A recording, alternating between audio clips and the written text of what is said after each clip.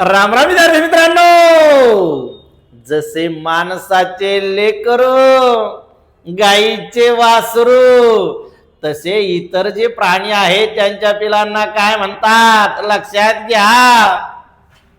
सिंहाचा असतो छावा, सिंहाचा छावा आणि वाघाचा बछडा आहे, वाघाचा बछडा लक्षात घ्या.